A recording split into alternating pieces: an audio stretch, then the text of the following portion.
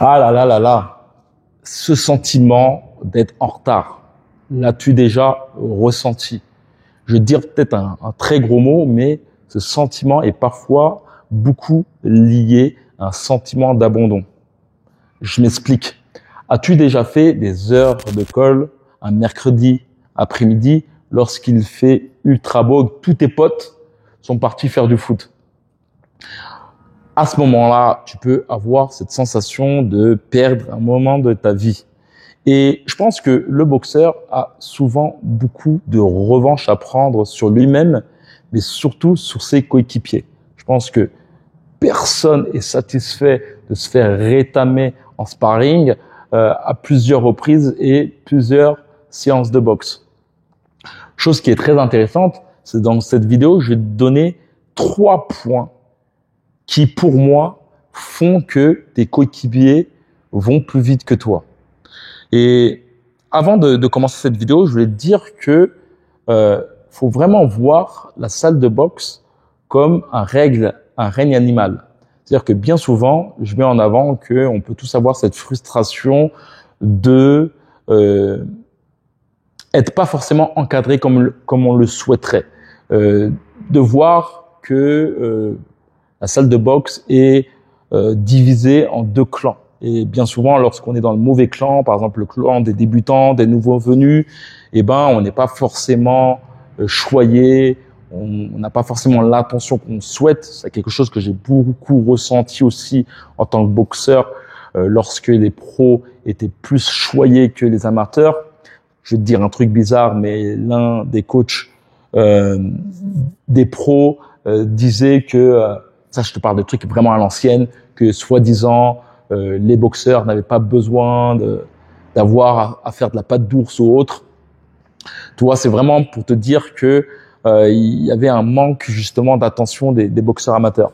Chose qui a changé maintenant, mais c'était une autre époque. Autre point qui montre qu'une salle de boxe est comme un règne animal, c'est que bien souvent, celui qui apprendra plus vite aura plus de conseils de son entraîneur. On pourrait croire le contraire. On pourrait croire que un coach de boxe est tel une assistance sociale, mais vraiment, il faut vraiment dire que de façon inconsciente, un coach aura plus de facilité à donner des conseils à quelqu'un qui assimilera plus vite les conseils. Et à la fin, justement, de cette vidéo, je te dirai pourquoi certains assimilent plus vite que d'autres. D'ailleurs, avant de te parler du premier point que j'ai beaucoup constaté ici au Mexique, Kylian, j'ai pu partager justement ça sur Instagram. Il m'a envoyé justement ce petit message de petite séance de boxe anglaise fait avec des coachs en Thaïlande. Il est actuellement en Thaïlande. Chose qui est intéressante, c'est que Kylian, lorsqu'il était venu vers moi, il a fait justement un camp individuel et aussi collectif. Ce dernier avait un gros problème parce que dans sa salle de boxe, il était nouveau venu et le seul qui était choyé était le fils du coach. À la suite justement de ce camp, j'avais conseillé à ce jeune boxeur d'aller dans un autre club. Par la suite, il m'a envoyé un message très intéressant où il disait qu'avant de quitter ce club, il a fait un petit tour justement dans son ancien club pour faire un sparring avec le fils du coach, le boxeur le plus choyé du club. Et comme tu peux le voir sur ce message, il a repris, on va dire, sa revanche. Et pour te parler du premier point, le premier point, c'est le mimétisme. Clairement, c'est une chose que je constate ici. Je peux comprendre que certains coachs ont une difficulté à pouvoir coacher un bon nombre de personnes, car bien souvent, ils sont bénévoles ou pas forcément payés grandement. Et il faut vraiment dire que ici, au Mexique, les licences, elles sont pas données si tu fais un ratio par rapport au prix des séances et le salaire moyen mexicain. Et je pense que c'est vraiment la chose qui diffère entre le Mexique et la France, c'est qu'il n'y a pas ce côté associatif au Mexique. Une autre chose aussi, ce que j'ai pu constater, c'est que il il y a aussi, en fait, un Mexicain, il n'a pas cette mentalité à se dire qu'il n'est pas assez encadré. En fait, tu t'aperçois que les mecs activent grandement leur pouvoir mimétique. Ça veut dire que, en somme, il y a bien sûr des cours, mais il y a aussi beaucoup de côté autodidacte. Ça veut dire que beaucoup se regardent, on regarde les plus grands, par exemple Aurelian, le premier club de Canelo, où justement je ramène mes gars faire du sparring de temps à autre. Et ben tu peux t'apercevoir qu'il y a beaucoup de genoux de 16 ans. Et je t'avais parlé justement d'un sparring que j'avais fait avec un petit de 16 ans. Même tu peux le voir justement actuellement faire un sparring avec Axel qui a certainement 20 ans de plus que lui. Les petits justement de ce club vraiment ont une carrure de mec de 20 piges. Pour te dire, ce petit-là, la première fois que j'ai fait du sparring avec lui, j'ai su qu'il était mineur après le sparring, tu vois. Mais dans le ring, son attitude était une attitude de mec ayant la vingtaine. Donc, il y a vraiment ce pouvoir mimétique qui est beaucoup activé et ce côté vraiment entrepreneur, tu vois. On entreprend justement sa volonté de s'améliorer. On va pas chercher la becqueté et que notre coach nous donne des conseils à vie, quoi. Petit conseil, par exemple, si tu sens que tu stagnes, clairement, prends un coach privé de temps à autre. Lorsque tu sens que tu as une difficulté sur un point, essaye de prendre le meilleur coach. Même pourquoi pas, donne de l'argent à ton coach actuel pour qu'il te coache peut-être une fois dans ces moments de pause.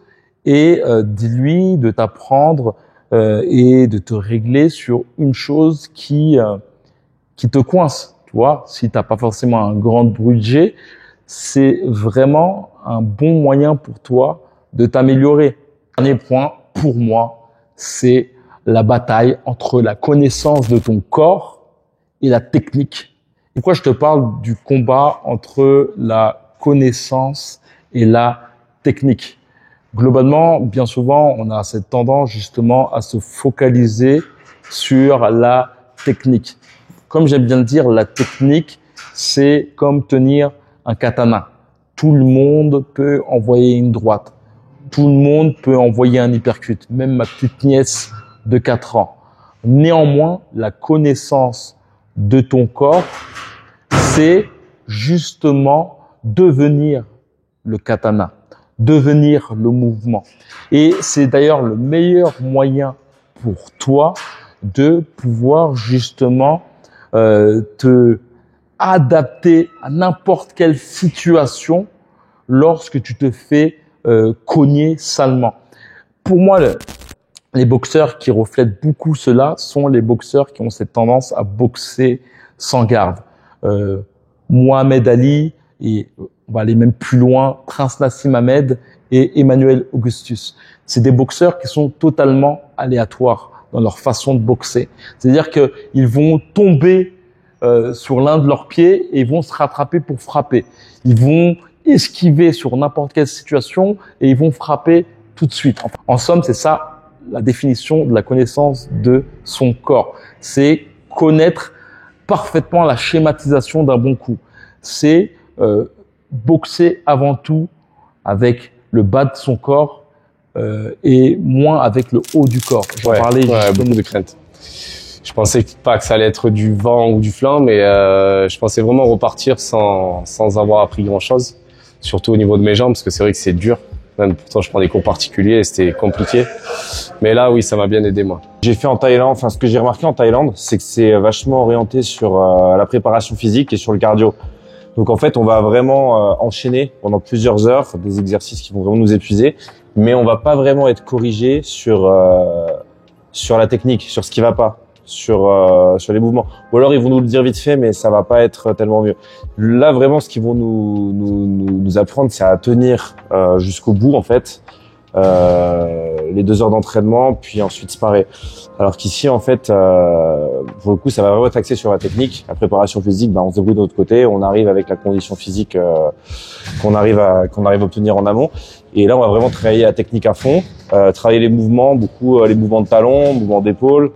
En fait, cette technique, on va la répéter, et c'est ça qui va nous permettre de faire des progrès très rapidement. Et on sent vraiment la différence au bout de 3 jours, quoi. Salut, moi je m'appelle Jérémy. Travailler avec toi durant un camp de boxe qui aura lieu au Mexique. Si tu souhaites intégrer la prochaine date, il suffit de simplement cliquer sur le premier lien. Chose qui est très intéressante, c'est que en mettant ton mail, tu auras plus d'informations sur le camp, sur le programme, sur le prix. Tu pourras aussi regarde vraiment toute la page. Tu pourras prendre un rendez-vous téléphonique avec moi afin qu'on voit ce qui te bloque et en quoi je pourrais t'aider.